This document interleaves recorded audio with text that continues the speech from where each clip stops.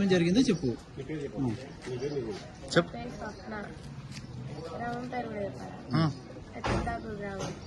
నేను యూలాస్ పాలిక్లినిక్కి ఫీవర్ కోసం చూపిస్తున్నామని పోయినా.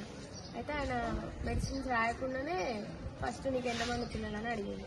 అయితే 7 ఎవరు లేరు అంటే ఎన్ని ఇయర్స్ అవుతుందంటే 7 ఇయర్స్ అవుతుందని చెప్పింది. 7 ఇయర్స్ అవుతుందంటే ఎందుకు అని అంటే కొంచెం హెల్త్ ప్రాబ్లమ్స్ ఉన్నాయని చెప్పిన. అయితే ఇట్లా ఇక్కడ మా హాస్పిటల్లో చాలా మందికి అయ్యారు అని చెప్పింది.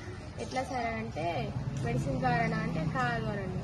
అయితే ఐవీఎఫ్ లేదా ఐయుఐ చేస్తారా అని అంటే కాదండి. ఐవీఎఫ్ ఐయుఐ అయితేనేమో స్పాన్ డొనేట్ చేస్తారు, వేరే వాళ్ళు స్పాన్ ఇస్తారు. దానివల్ల మీకు లక్షలు ఖర్చులు అవుతాయి. మా హాస్పిటల్లో అయితే 3 monthsలో నేను కన్సీవ్ అయ్యేటట్టు చేసా అంటే ఫ్రీగా చేసామన్నట్టు.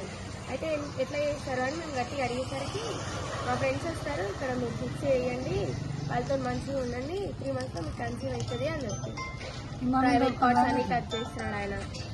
ఏం పేరు అమ్మాయి పేరు? సమీర్. ఎక్కడ?